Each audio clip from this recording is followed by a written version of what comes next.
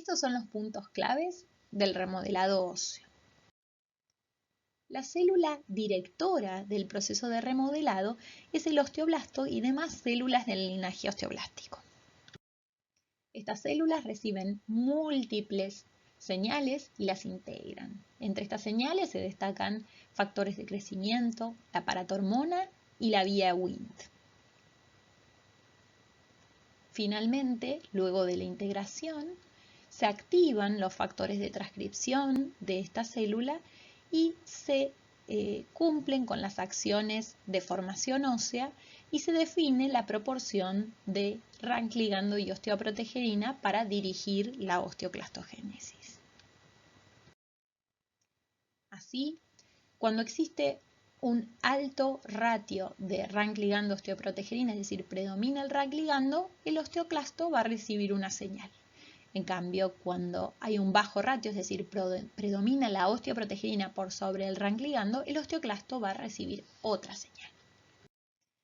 Así decimos que existe un ambiente osteoclastogénico cuando predomina la síntesis de RANK ligando y el RANK ligando estimula a los osteoclastos. Esto ocurre fundamentalmente en presencia de excesos de calcitriol, PTH, PTHRP, como los hiperparatiroidismos primario, secundario, terciario y en la hipercalcemia humoral maligna, en enfermedades con excesiva inflamación por la señalización de interleuquina 1, 6 y factor de necrosis tumoral, y en el contexto de exceso de glucocorticoides, ya sean endógenos o exógenos.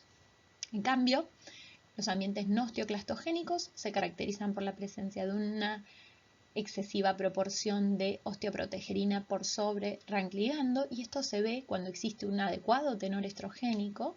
Esto es la situación contraria a lo que vemos en la posmenopausia, o factores fibrogénicos como las proteínas morfogenéticas óseas, el factor de crecimiento transformante beta, el factor derivado de plaquetas o la activación de la vía Wnt beta canónica. Entonces, cuando este proceso está balanceado, lo que ocurre es que la cantidad de deformación es equivalente a la cantidad de resorción. Sin embargo, podría ocurrir pérdida esquelética en dos contextos diferentes. Por un lado, que haya una excesiva resorción, entonces la formación no será capaz de compensar esta excesiva resorción. Esto es lo más clásico de la patogenia de la osteoporosis posmenopáusica. En cambio, va a existir pérdida esquelética por disminución de la formación, por ejemplo, en la osteoporosis senil, donde si bien la resorción no está aumentada, la formación no es suficiente para compensarla. Los tratamientos para la osteoporosis se basan en revertir estos dos patrones, es decir, por un lado, frenar la excesiva resorción o aumentar una formación disminuida y con esto lograr compensar la pérdida esquelética de las enfermedades que provocan pérdida ósea.